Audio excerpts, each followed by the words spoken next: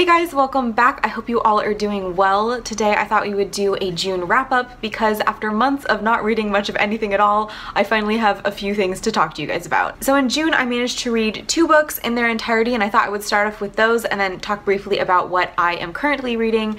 But I mean, you guys know that's how wrap-ups work. To just go in the order in which I read these, the first book that I read in the month of June was the next book in the James Bond series, of course, by Ian Fleming, and that was Live or Let Die. Now this is James Bond number 2, and I actually listened to the audiobook version narrated by Rory Kinnear. In this adventure, James Bond is investigating the mysterious, notorious, and dangerous Mr. Big, who is, as they say in the novel, like the master of black crime, or a black crime master, something along those lines. It starts off in Harlem, New York, takes him down to Florida, and then ultimately on to Jamaica. And of course in this book he also teams up with his CIA counterpart later. I think it's later. And although I have to confess that I personally haven't seen the film of this one, this is of course the story in which James Bond meets the mysterious and beautiful Solitaire, who may or may not have psychic abilities and who James Bond very much wants to sleep with. Now I'm trying to read this series in order, so this is only the second James Bond novel that I've ever read,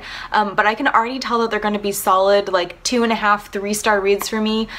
They are just a lot of fun to read in the moment, and they're perfect when I'm feeling the need for some kind of spy adventure story, which, I mean, might sound oddly specific, but I crave that quite frequently. However, I don't really find that the stories stick with me all that well.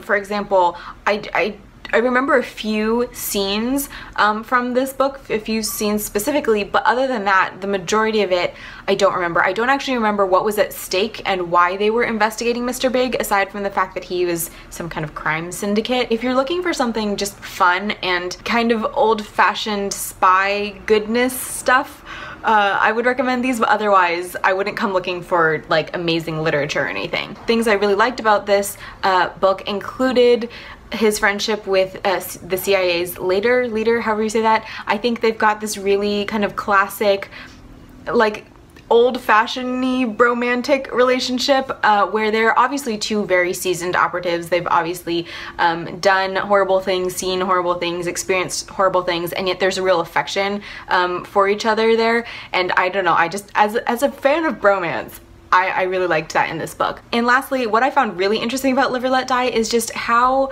very dated it is and how much it is a reflection of the time period in which it was written. So Live or Let Die was written in 1954, and I think you can really see that in the whole plot setup of this African American, Black American, like crime network. It was this idea that, you know, any black person on the streets of New York may be involved in this crime network, and I think you can, that's just like a really overly exaggerated way of looking at the racial tensions at the time in the 1950s, looking at the suspicions between racial groups. While it made me uncomfortable in some moments, it was also very intriguing and I think a really interesting way to look at things. Then the book I read after James Bond, and actually the only physical book I read in the month of June, was The Impossible Fairy Tale by Han Yujoo, which was translated from the original Korean by Janet Hong. Now this edition is absolutely beautiful, and it is published by Grey Wolf Press,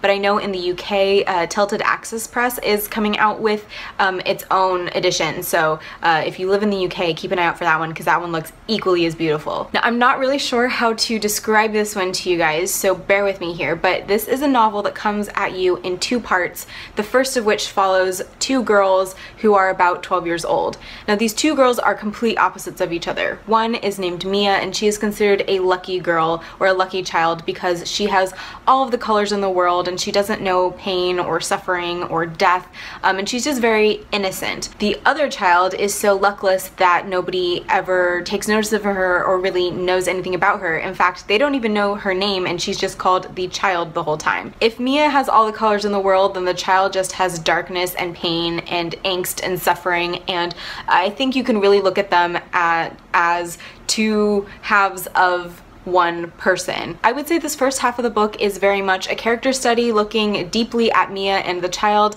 but what little action does happens when the child sneaks into their classroom after hours, steals a bunch of the students' journals, and then writes these really vicious, really violent, disturbing thoughts in them. Then the second half of the book pulls you completely out of the first half and drops you into what seems to be a writer's mind, and as you kind of slowly get to piece together what the hell is going on, you find out that this is the writer who is responsible for Mia and the child's stories. And again, not much happens plot-wise, but the child shows up in the writer's reality, and she is forced to confront what it means to be a creator, what it means to be an artist, the relationship she should have and does have with her characters, and the responsibility she has for them as a result. You guys might remember that this was one of my most anticipated reads of 2017, and I hate to report back and say that I was disappointed, but I was.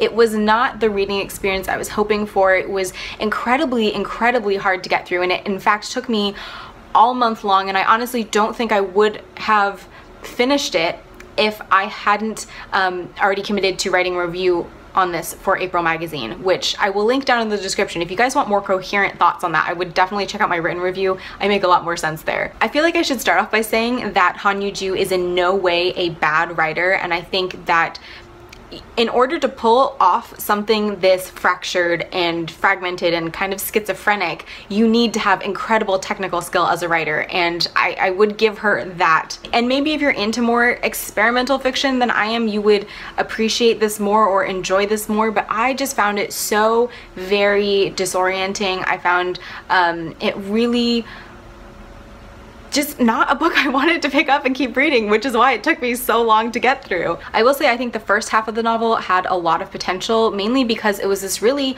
raw, really honest look at what it's like to be a preteen.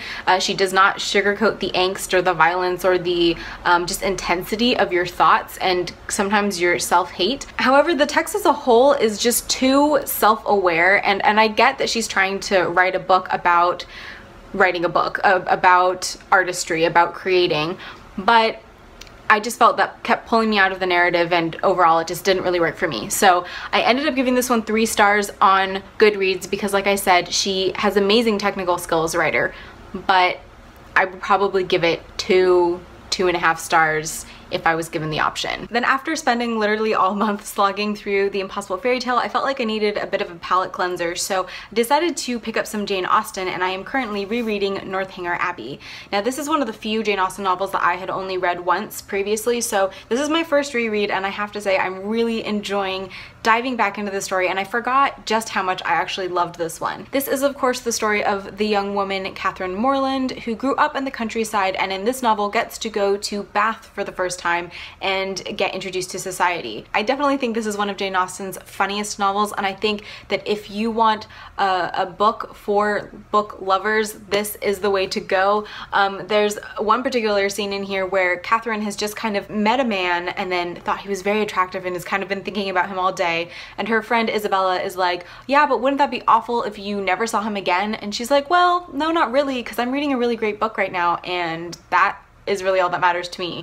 So I find this really funny, and yet also slightly frustrating, because Catherine is so naive that she doesn't seem to realize when people are duping her or are manipulating her. And then lastly, in the month of June, I also picked up Under the Tuscan Sun by Frances Mays, and don't really have anything else to say about it because I have only read the preface and it feels a bit too early to make any judgment calls. I actually have really high hopes for this one as just kind of the perfect summer read. I'm not expecting anything overly amazing, but I love the film, so if I can get just a little taste of that, I will be happy. So that was what I read in the month of June and what I am currently reading, and while it is definitely slow going on my progress, especially if you saw my last video about where I'm at in my reading goals this year, again, I have this desire to read, so I'm just trying to allow myself to do that more. Now, if you have read any of these, I would love to hear your thoughts, especially if you've read The Impossible Fairy Tale. I know that Jen Campbell wasn't necessarily the most impressed with it either, so yeah, I'd love to know what you guys thought. And of course, if you enjoyed this video and you like the stuff I make on my channel, you can always head on over to my Patreon account to help support me. It is always linked down in the description box below. But otherwise, that is all I have for today, so thank you guys so much for watching. I hope you are having a fantastic day, and I will see you next time. Bye! Opposite. I just had a brain fart in the middle of a word.